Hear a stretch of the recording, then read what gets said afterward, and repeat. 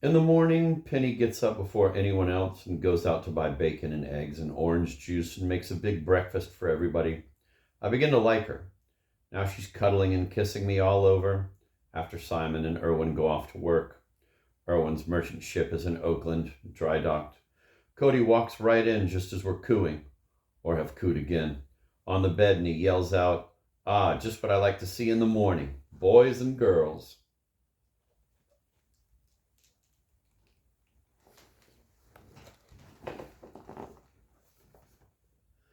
"Can I go with you? Can I follow you today?" she says to me. "Sure." Cody's whipping out his race entries and lighting cigar and getting all eager at the kitchen table over the new day's racing.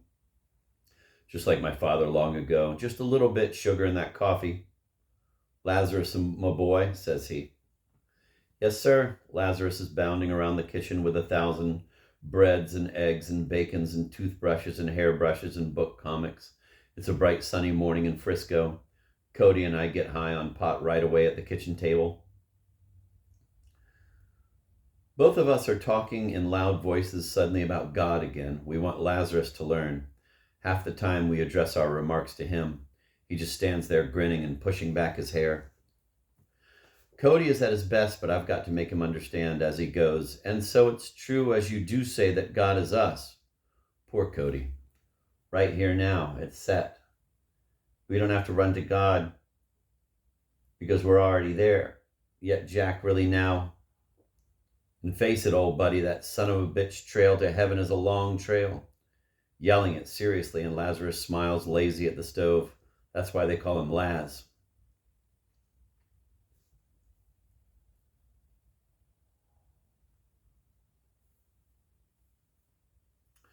"You dig that, Lazarus?" I say. Of course he does. "Words," I say to Cody. We start out with our astral bodies, man, and you know the way a ghost'd go when heading out there to that bright black night, going a straight line. Then as he wanders, just astral born and new to the game, he gets to wiggling and a-going from side to side. That is, to explore, much as H.G. Wells says about a maid sweeps a hall from side to side. The way migrations advance, astral, he'll go migrate out there to the next or Martian level, where he bumps into all them sentinels you see, but with that special astral interpenetration speed. Words. True, but then after, now listen, Jack, there was a guy who had such a bad aura of traitorship around him. In fact, he was a later entity of Judas. People'd sense him turn in the street. Who's that betrayer just went by? All his life suffering from some curse people had of him, which was the karmic debt he had to pay for selling Jesus for a handful of silver. Words. I keep saying words and really mean it. I'm trying to get Cody to shut up so I can say God is words. But it's still all words, but Cody insists and bashes to prove that it's a physical universe. He really believes the body is physically independent from right there in front of you. He really believes the body is physically independent form right there in front of you. That then the astral ghost went out. And when he gets to Saturn, certain conditions there may sought, hot seat to foil him there. He might get to be a rock or go on. Tell me seriously, doesn't the entity go to God in heaven? That it does after a long trail and trial, you see, lighting his cigarette suavely. Words as you will, birds. He pays no attention to my birds. Until finally purified and so spotless as to be like the garment that was never rented, the entity does arrive in heaven and back to God. Sees why I say, we're not there now. We can't help being there now. We can't avoid our reward. This blanks Cody a minute. I usually spin words. Heaven so sure, I say. He want to shake his head. There's something about Cody won't agree with me. If so, we get to be ghosts bumping on the same issues on another plane out there in the distanceless vasts. But what's the point? Words, I yell like Raphael yelling balls on that. Don't you see, says Cody, beaming with real gratitude and joy.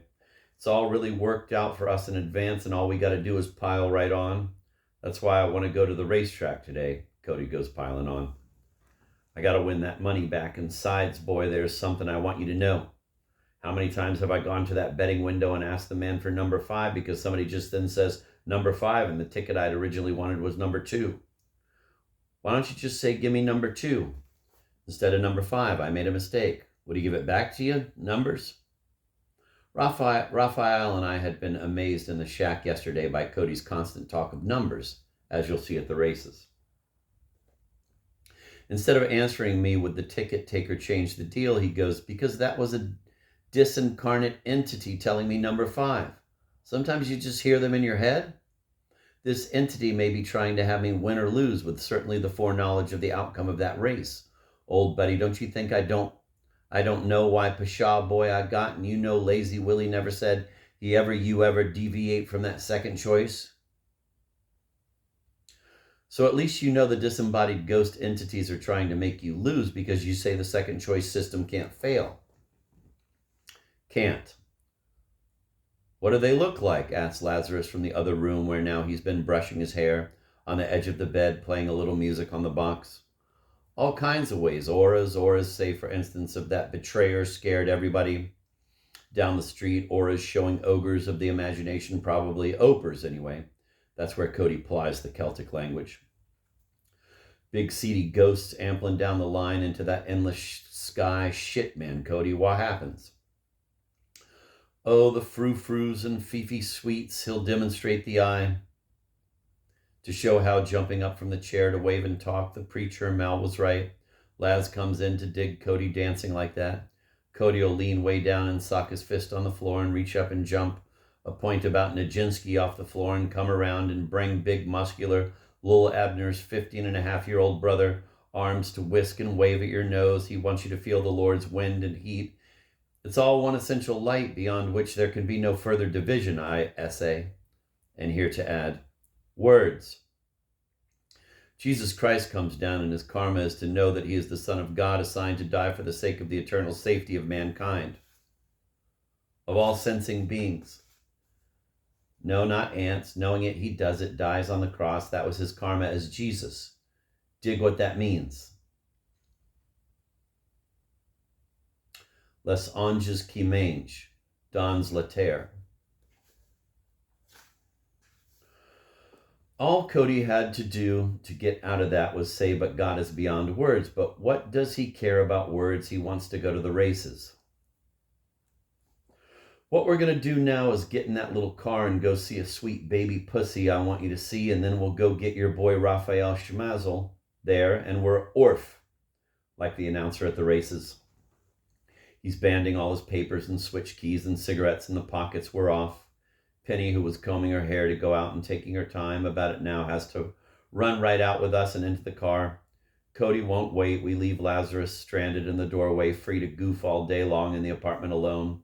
We go barreling businesslike down the steep hill and around to the right, around again and around left and right into 3rd Street and wait at the light, then on down just before it changes into the city. Cody won't waste a split hair of time. It's all time, my boy, he yells. He goes into his theory of time and how we all got act fast. There's no end to the things to be done, he yells. The motor's loud. If we only had time, he cries, almost moaning. What in hell do you mean about time? The girl is yelling. For Christ's sakes, all I hear is this talk about time and God and every damn thing. Ah, shut up, we both say in our sneering thoughts, which gets Cody mad. And he bats the car out of hell right into 3rd Street. Winos stumbling from the bottles you can see empty in the alleys and traffic around. He curses and swivels. Hey, take it easy, yells Penny at his mad elbows bang her. Yells Penny as his mad elbows bang her. He looks mad enough to rob a bank or kill a cop. You think looking at him he was a wanted outlaw in Oklahoma Panhandle 1892. He'd make Dick Tracy shiver before shoot holes in his head.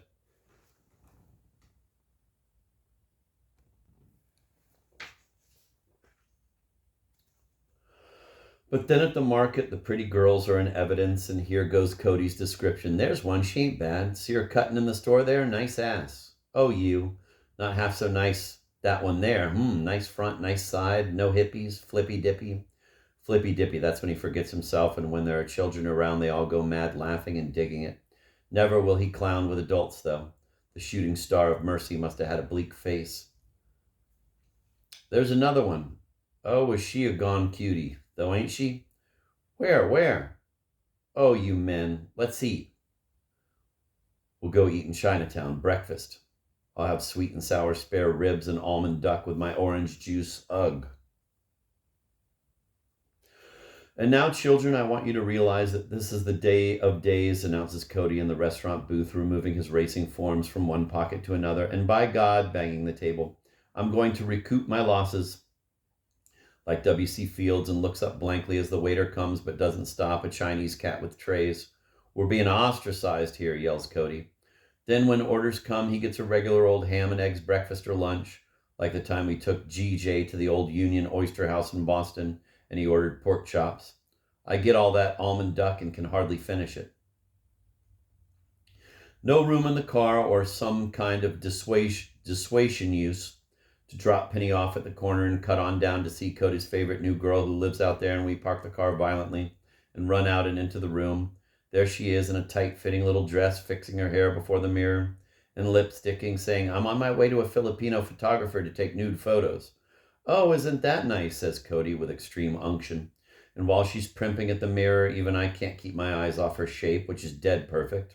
And Cody, like a sex fiend in some never-published special pornographic photo, standing right behind her, holding himself up to her, close, not touching, as she either does or does not notice, or neither, and he's looking at me with a big plea in his mouth and pointing at her and shaping and molding her with his free hand without touching. I stand there watching this tremendous show, then sit down. He keeps it right up, and she goes on putting on that lipstick. Crazy little Irish girl named O'Toole.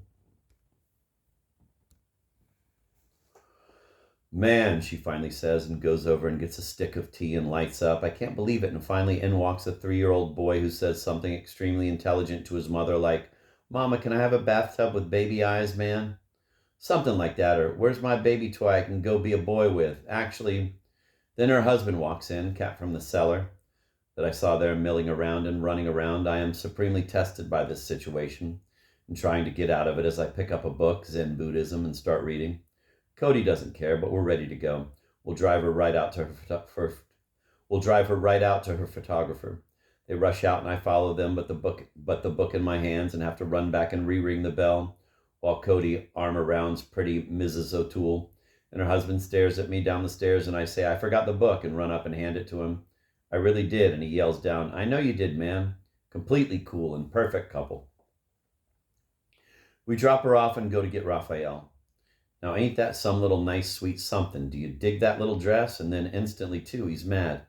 Now, all on account of this Raphael idea of yours, will be late at the racetrack.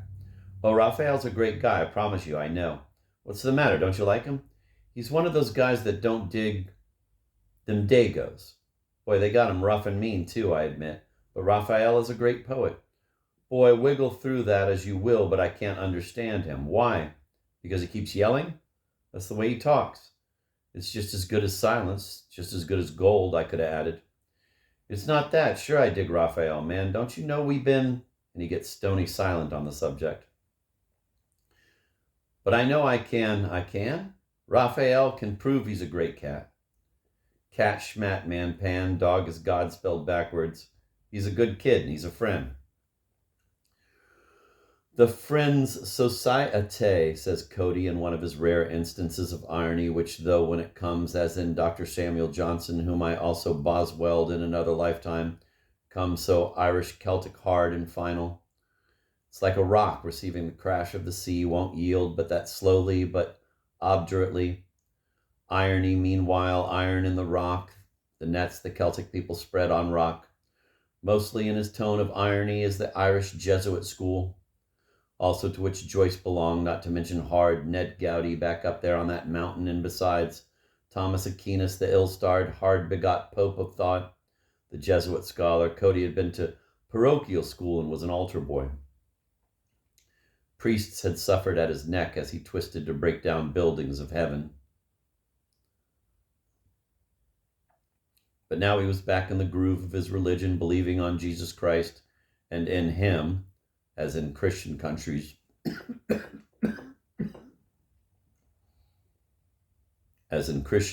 we'll use the, quote, H, end of quote. Did you see the cross Raphael loaned me to wear? Wanted to give me? Yeah. I don't think Cody approves of my wearing it. I leave it out. I'll go on. I get the strange feeling of it, and then I forget it, and everything takes care of itself. Same with anything, and everything is holy, I said long ago. Long ago, before there appeared an eye to say it. Words to that effect, anyway. All right, we'll go to that damn Richmond, and man, it's a long ways, so let's hustle. You think he'll ever come down out of there? Peering now out the car window at Raphael's roof windows.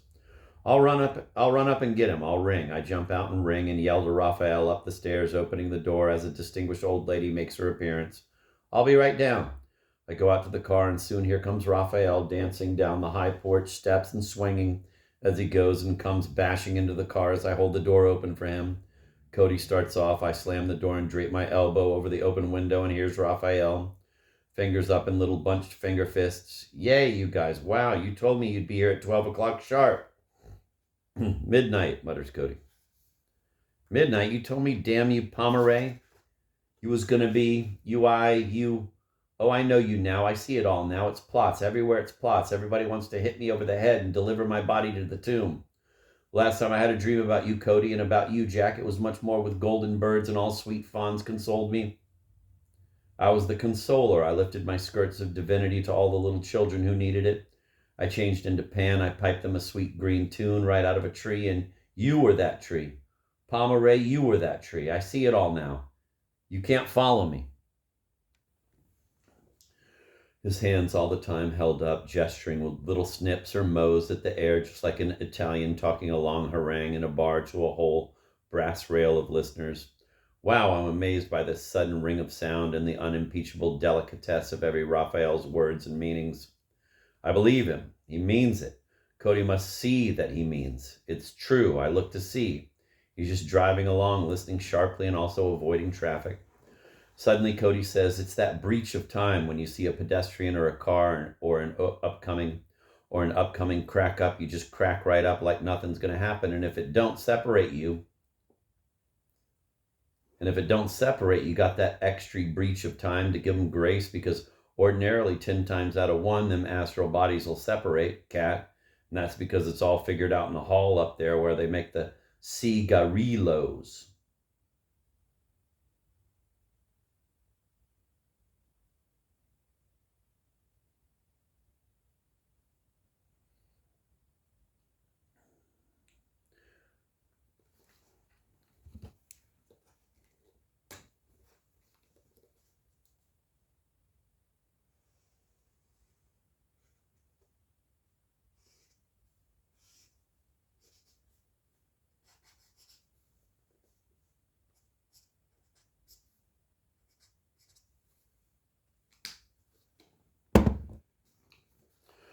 Suddenly, Cody says, it's that breach of time when you see a pedestrian or a car or an upcoming crack up. You just crack right up like nothing's going to happen. And if it don't separate, you got that extra breach of time to give them grace, because ordinarily 10 times out of 1, them astral bodies will separate. Cat. And that's because it's all figured out in the hall up there where they make the cigarillos. Pomeray. I can't stand Pomeray. He gives me nothing but bullshit. He pulls my ears. It'll never end. I quit. I give up. What time's the first race, man? The latter spoken lowly and politely and with interest. Raphael's a razzer? I yell out. Raphael the razzer. It was Cody had just said that. One of them guys like to razz the boys, you know. Isn't that all right? It's all right. The time of the first race is well out of our reach now, says Cody bleak. And naturally we can't play the daily double. Who wants to play the daily double? I yell. The odds are never long enough. It's 100 to 1 or 50 to 1 chance you got picking 2 successive winners. Shit.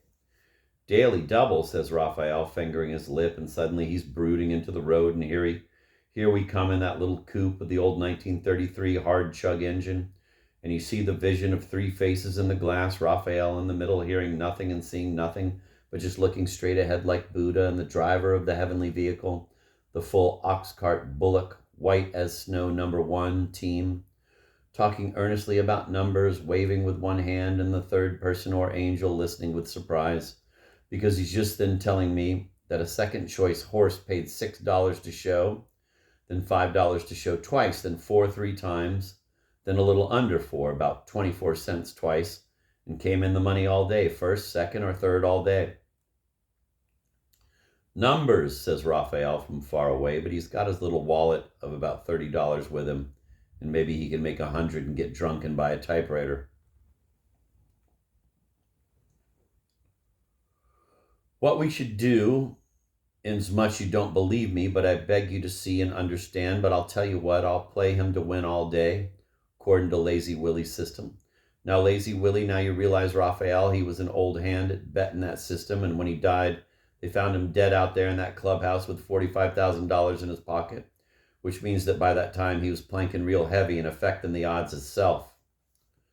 But I only got $30, yells Raphael. This'll come in time. Cody was going to become a millionaire with Lazy Willie's system and go out building monasteries and Sumerian retreats and hand out $5 bills to deserving bums in Skid Row and, in fact, even people in trolleys. Then he's going to get a Mercedes and go spinning down to Mexico City on that El Paso highway, doing 165 on the straightaways. And boy, you know that's got to be in low gear, because when you come to that curve and got to make it at 80 or 100 and got to swash that car through, it's a matter of sideswiping that curve with your brakes. He demonstrates a little by gunning up the motor and simultaneously going into low to ease us up at a convenient red stoplight, which you can tell is red because the cars are stopped, though colorblind. What hazish gray vistas doth bold noble Cody see? What hazish gray vistas doth bold noble Cody see? This is a question I could ask Raphael, and he'd answer me from his horse. Some hoar immaculate mystery.